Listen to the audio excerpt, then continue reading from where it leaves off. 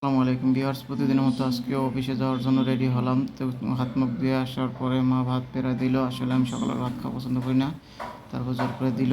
ভাত খাওয়ার জন্য বসলাম, ভাত খাইতেছিলাম এমন সময় খাওয়ার পরে রেডি হইলাম। এক মুহূর্তে শার্ট প্যান্ট জুতা মোজা সব কিছু পরে অফিসের জন্য রেডি হইলাম। রেডি হয়ে এখন বের হইতেছি আমি বাড়ির ঘর থেকে। আমাদের আমাদের আমরা আসলে অতটা বড় লোক না, গরিব মানুষ। তো ছোটোবেলা চাকরি করি, চাকরির জন্য প্রতিদিন অফিসে যাওয়া লাগে, অফিসে যাইতেছি। এর মধ্যে আমি বাড়িঘর থেকে বের হইতেছি। বের হয়ে এখন যাইতেছি। তারপর এই ভোলা শহরে এসে পড়লাম ভিউয়ার্স।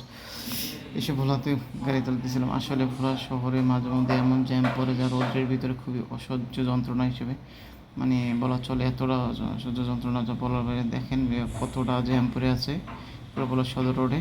ভোলা সদর রোডে মাঝে মধ্যে এরকম জ্যাম পড়ে। আসলে এটা মানে এত পরিমাণ ইজি বাইকগুলো রাস্তায় বের হয়েছে যা বলার বাহিরে।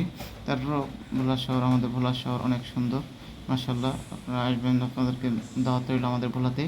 ভিউয়ার্স ভিউয়ার্স একটু বাসায় আসলাম কিছু আমাদের মেডিসিন নিয়ে আবার বাসা থেকে বের হইতেছি এখন। বাসা থেকে বের হয়ে আমাদের যে মার্কেটিং, আমরা তো মার্কেটিং কাজ করি, মার্কেটিং যাচ্ছি। এটা আমার হোন্ডা বাইক বাইক সরি আমি কাজ করি, আমার মার্কেটিংয়ে কাজ আছে। এই মুহূর্তে আমি মার্কেটে যাওয়ার জন্য রেডি হইতেছি। দেখেন সামনে কতগুলো মুরগি হাঁটতেছে, একটু ভিডিও করলাম ভিউয়ার্স। এই আমি এই বিল্ডিংটার পাশে বিল্ডিং আদি ভবনে, এটার 3 তলায় থাকি।